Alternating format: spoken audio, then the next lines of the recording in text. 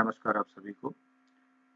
जैसा कि मैंने आपसे कहा था कि मैं जो है टॉपिक चेंज करके आपको वीडियो लेकर के आपके लिए आऊँगा। बोर्ड की सीबीएसई बोर्ड एग्ज़ाम 2025 की सीरीज़ हमारी चल रही है। इसमें आपके जो ज़्यादातर कॉन्सेप्ट हैं उनको क्लियर करने की कोशिश करेंगे और जो बोर्ड में जो क्वेश्चंस पूछे जा रहे हैं उनसे रिलेटेड उस तरह के क्वेश्चंस को हम लोग यहाँ पे डिस्कस करेंगे। तो आज मैं एक छोटा सा टॉपिक आपके लिए लेकर आया हूँ जिसमें ये है कि हम जो 3D का जो टॉपिक है हमारा, तो इसमें हमें अक्सर दिक्कत आती है कि हम जो कार्टेशियन फॉर्म और वेक्टर फॉर्म में जो लाइंस लिखते हैं उनको आपस में कन्वर्ट करने में हमको दिक्कत आती है। उसको थोड़ा सा आज हम समझने की कोशिश करेंगे। सबसे पहले तो ये समझ लीजिए कि जो आपकी लाइन है 3D में स्ट्रेट लाइन, उसकी इक्वेशन अगर आप वेक्टर फॉर्म में देखते हैं तो वो होती है r is equal to a plus lambda b.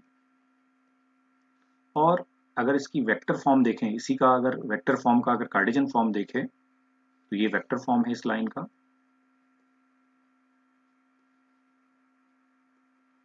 और इसका कार्टेशियन फॉर्म अगर हम देखें तो वो होता है x minus x one upon a, y minus y one upon b, z minus z one upon c. ये है इसका कार्टेशियन फॉर्म।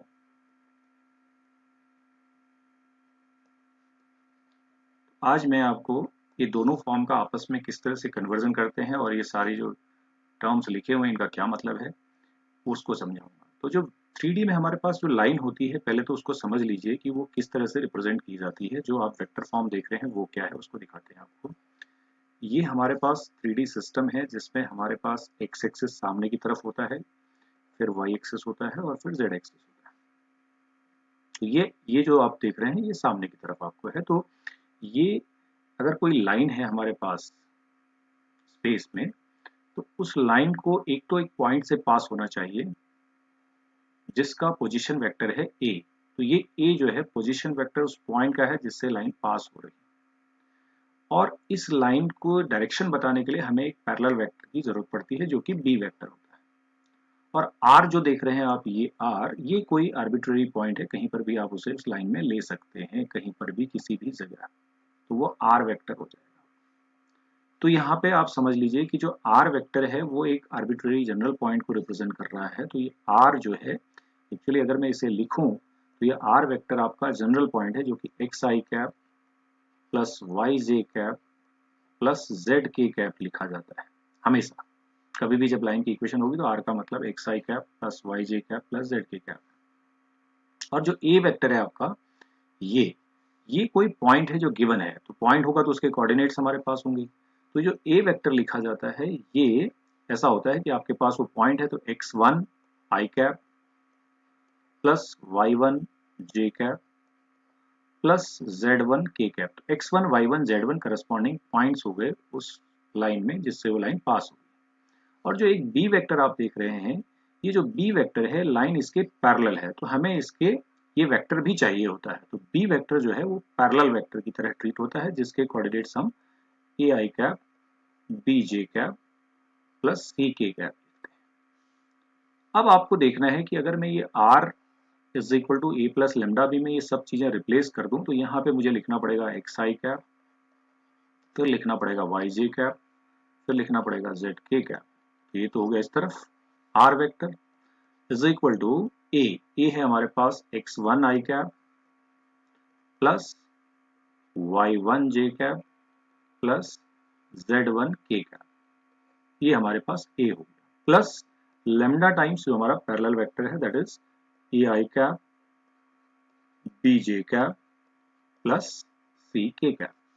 तो ये बहुत सिंपल है यहाँ से समझना। तो इस पूरे वाले हिस्से को आप इधर ले आइए लेफ्ट साइड में और आई जे के को कॉमन ले लीजिए। तो हम कैसे लिख पाएंगे इसे, x minus x one i cap, तो आई कैप हमने कॉमन ले लिया इस तरफ लेके, तो इसको इधर शिफ्ट किया तो x माइनस एक्स वन हुआ और आई कैप कॉमन हो गया plus y minus y one j cap और प्लस ऐसे ही z1 भी इधर शिफ्ट हो गया, z पहले से था z minus z one into के। तो आई जे के को हमने कॉमन ले लिया है, इज इक्वल टू दूसरी तरफ हमारे पास है लेमडा को अंदर मल्टीप्लाई कर लेते हैं, तो lambda a i cap plus lambda b j cap and plus lambda c k cap. तो ये हमने दो वेक्टर्स को इक्वल कर दिया है। ध्यान से देखिए, जब दो वेक्टर इक्वल है तो उनके आई जे के कोफिशिएंट्स को हम कंपेयर करेंगे। तो यानी इसका, इस वेक्टर का आई जे के का जो कोफिशिएंट है वो इसका और इसका हम कंपेयर कर लेंगे। तो कंपेयर करेंगे तो क्या होगा, कंपेयर करेंगे तो होगा x minus x one is equal to lambda times a. देखिए आई कोफिशिएंट, आई यहाँ है, आई और आई के कोफिशिएंट्स को हमने दोनों तरफ कंपेयर कर लिया। कंपेयर मतलब इक्वल है तो इक्वल हो जाएंगे। तो यहाँ से हम क्या कर लेते हैं, इस ए को इसके नीचे लिख लेते हैं, x minus x one upon a is equal to lambda. इसी तरह से y के कोफिशिएंट को, j के कोफिशिएंट को कंपेयर करते हैं, तो ये सेकंड वाला कंपेयर हो गया, तो ये हो जाएगा y minus y one is equal to lambda b. तो यहाँ से भी हम लेमडा निकाल लेते हैं, b को यहाँ पहुंचा देते हैं, तो ये हो जाएगा y minus y one upon b is equal to lambda. Similarly आपके पास क्या आ जाएगा, जब तीसरा आप ये कंपेयर करने जाएंगे तो अब आपको समझ में आ रहा होगा, तो ये होगा z minus z one upon c is equal to lambda. तो तीन वैल्यूज हमें इसी लेमडा की मिल गई।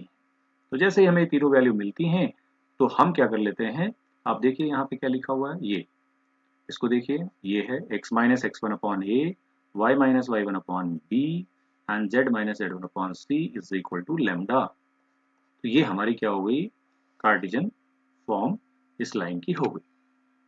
अब इसको एक एग्जाम्पल से समझते हैं। सो एक एग्जाम्पल लेते हैं, तो ये सारा जो हमने समझा उसको देख लेंगे कैसे होगा। मान लीजिए हमारे पास ये बोला गया है कि लाइन इज पासिंग थ्रू, कोई स्ट्रेट लाइन है, तो लिख दिया है क्वेश्चन में, बोला है कि passing through, passing through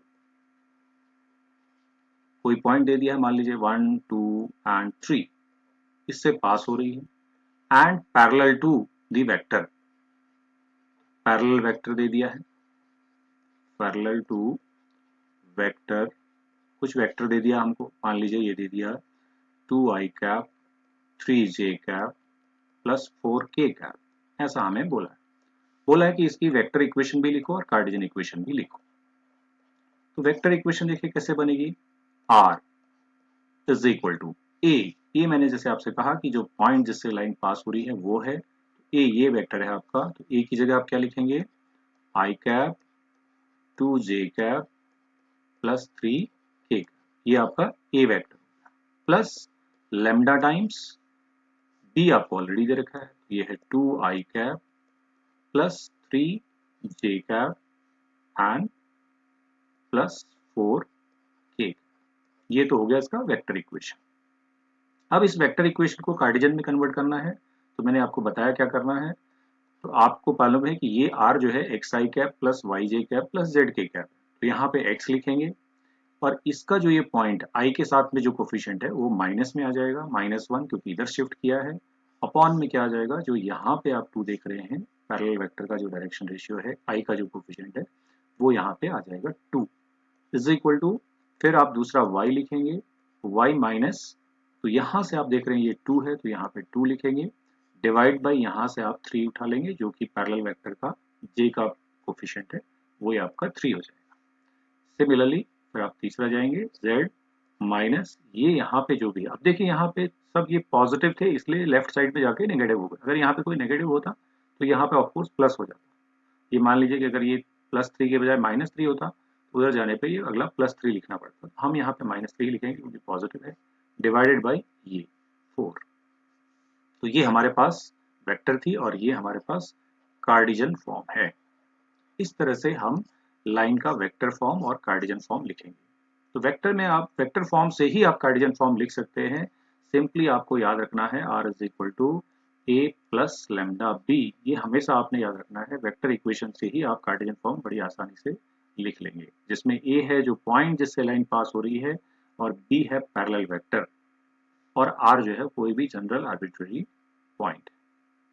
I hope कि आपको ये समझ में आया होगा किस तरह से हम, तो लाइन का मैंने एक ब्रीफ इंट्रोडक्शन दिया आपको, किस तरह से उसका वेक्टर फॉर्म और कार्टेशियन फॉर्म लिखा जा सकता है, और क्या उसमें जो टर्म्स यूज हो रही हैं, बातें यूज हो रही हैं, क्या मीनिंग है कि लाइन किस पॉइंट से पास हो रही है और किस वेक्टर के पैरेलल है, तो उसका क्या मीनिंग है और कैसे एक दूसरे को हम कन्वर्ट कर सकते हैं एक दूसरे फॉर्म में, वेक्टर फॉर्म से कार्टेशियन या फिर कार्टेशियन फॉर्म से वेक्टर फॉर्म।